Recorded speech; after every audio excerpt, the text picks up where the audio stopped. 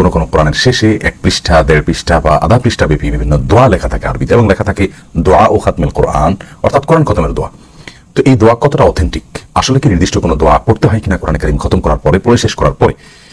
এই প্রশ্ন উত্তরে বলবো যে নবী আলাইহিস সালাতু ওয়াস সালাম থেকে কোরআন কারীম শুরু থেকে শেষ পর্যন্ত তেলাওয়াত করে শেষ করবার পরে নির্দিষ্ট কোনো ফরম্যাটে দোয়া করার বিষয়টি বিশুদ্ধ সূত্রে কোথাও বর্ণিত হয়নি। যে দোয়া আমাদের বিভিন্ন কোরআন কারীমের শেষে আমরা কোরআন খতমের দোয়া বা দোয়া ও খতমুল কোরআন নামে লেখা দেখে থাকি, এটি কোন হাদিস দ্বারা প্রমাণিত নয়। কোন কোন জায়গায় ইমাম ইবনে তাইমিয়া ইবনুল কাইয়িম রাহিমাহুল্লাহর দিকে সম্বোধন করে বলা হয়েছে তা এটা পড়তেন, সেটাও আসলে সঠিকভাবে প্রমাণিত হয়নি।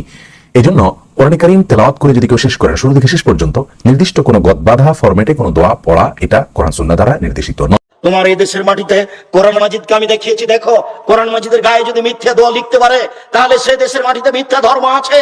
1 পৃষ্ঠা দোয়া আমি আব্দুর রাজ্জাক বলেছি, কিয়ামত পর্যন্ত কোনোদিন যদি এই দোয়া রাসূলের দোয়া বলে প্রমাণ হয়, সেদিন আমি আব্দুর রাজ্জাক বিন ইউসুফ আর জাতির সামনে কথা বলবো না।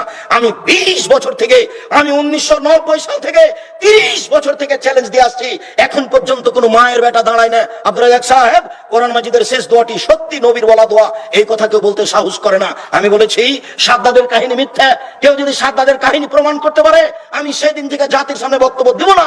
আমি বলেছি কোরআন মাজিদ বলতে হবে, কোরআন শরীফ নয়। কেউ যদি কোরআন শরীফ প্রমাণ করে দিতে পারে আমি সেদিন থেকে জাতির সামনে বক্তব্য দেব।